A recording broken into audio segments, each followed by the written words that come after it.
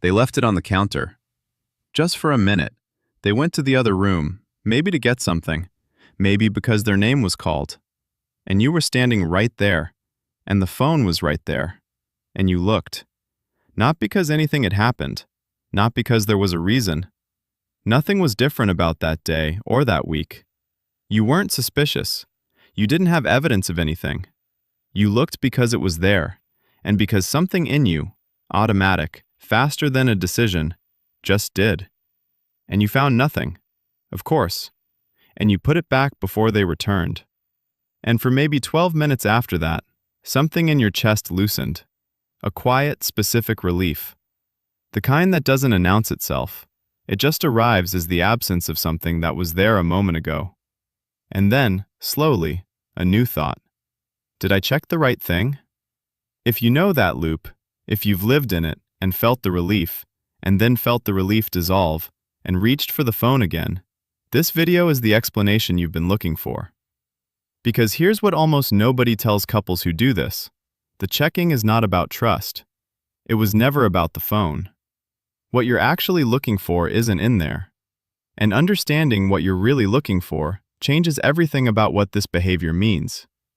Stay with me. Here's what the other side of this looks like. There are people in relationships who can see a notification light up on their partner's phone from across the room and think nothing. Not nothing as in suppressing a thought. Nothing as in the thought genuinely doesn't form. The notification is information that doesn't require processing. They look away and continue what they were doing. Their partner hands them their phone to show them something, and they look at the thing they were shown. They don't clock the other notifications at the top of the screen. They don't notice who the last message preview is from. Because they're not scanning. The scan never starts. And when their partner is in another room for longer than expected, they don't feel the low hum of unease that needs to be managed. They just wait. That isn't naivety. It isn't blind trust. These are not people who have been lucky enough to avoid betrayal. Some of them have been through exactly what you've been through. The difference is something much more specific. Their nervous system has a higher tolerance for sitting inside uncertainty. For the gap between "I don't know exactly what's happening right now," and "that's fine." That gap, for them, doesn't produce static. It doesn't produce a hum that has to be quieted. For the person who checks, it does. And the phone is the fastest available switch. And here's where it gets interesting. Psychologists studying anxiety have identified a specific trait that explains this behavior more accurately than jealousy, more accurately than low self-esteem, and more accurately than trust issues. It's called intolerance of uncertainty. The concept is exactly what it sounds like, a limited capacity in the nervous system for sitting with not knowing. For some people, uncertainty, even low-stakes, ordinary uncertainty, produces a physical discomfort that feels urgent. Not overwhelming, not dramatic, just a persistent, low-level tension that says, resolve this, get information, close the gap. And when you love someone deeply, when someone becomes central to your sense of safety and stability, the uncertainty that comes with loving them becomes one of the most loaded forms of not knowing that exists. Are they happy with me? Is there something I'm not seeing? Is this still as solid as it feels? Those questions don't have permanent answers. They exist in the gap between you and another person, and that gap cannot be fully closed. Ever. But the phone feels like it can close it, temporarily. So the checking begins. And here's the mechanism that makes it a loop rather than a solution. Reassurance-seeking behaviors follow a compulsive cycle. You check, find nothing, feel the relief, and the relief is real. The brain registers it as reward, and then the uncertainty returns. And now the brain has learned one thing. Checking worked last time. So the urge to check comes back sooner, and with slightly more force.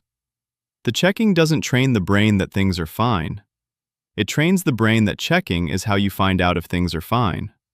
And so the threshold for needing to check gets lower, and the loop tightens. Not because something is wrong with you, because that is exactly how the nervous system responds to a temporary solution to a permanent source of discomfort. Here's something wild. In 1997, researchers Michel Dugas, Mark Freeston and Robert Ladouceur published foundational research on intolerance of uncertainty, establishing it as a measurable psychological trait and identifying it as the core driver of a wide range of anxiety-related behaviors. The key finding? It wasn't the content of the threat that produced anxiety, it was the ambiguity. People with high intolerance of uncertainty showed elevated distress in response to unclear situations, not dangerous ones, just unclear ones. 2 decades later, the Pew Research Center found that 51% of adults in relationships report their partner regularly checking or being distracted by their phone, and 33% say digital behavior has been a direct source of relationship conflict. But here's what that research consistently shows underneath those numbers. The conflict isn't usually about what was found, it's about the checking itself. And the checking is almost never about suspicion. It's about a nervous system that found the fastest available tool for closing a gap that love, by its nature, can never permanently close. Here's what nobody tells you when you're standing there with someone else's phone in your hand. You are not a controlling partner. You are not paranoid. You are not someone who is fundamentally incapable of trust or broken in some way that makes a good relationship impossible for you. You are a person with a nervous system that finds uncertainty physically uncomfortable, and when someone becomes important enough to lose, the uncertainty of loving them becomes one of the hardest kinds of not knowing to sit inside. That is not suspicion. That is not a character flaw. That is attachment anxiety showing up in the specific shape of the one object in modern life that promises the most information in the least amount of time. The checking isn't about the phone. It isn't about them. It's about the question your nervous system is actually asking. Am I safe here? Am I chosen? Is this still solid? And the fact that the phone has become the place it goes to try to answer that question. And here's the thing. The phone cannot answer that question.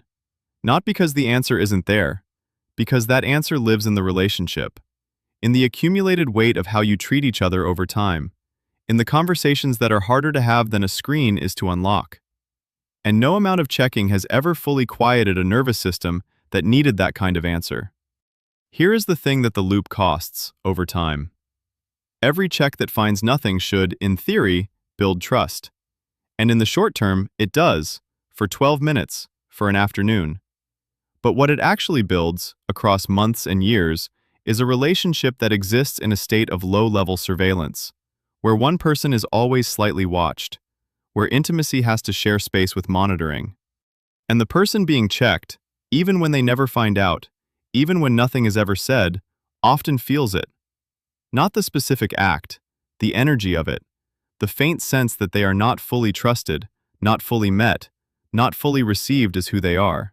The couples who break this cycle are not the ones who finally found nothing enough times to believe it.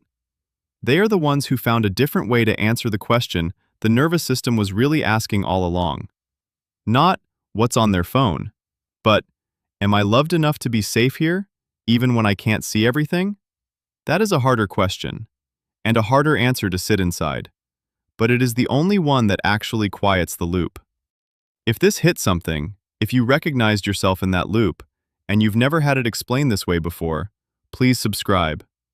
And the next video is one I think belongs alongside this one. It's about the partner on the other side, the one whose phone is being checked, and the specific reason most of them never say anything about it, even when they know. That one is going to surprise you. Click to watch.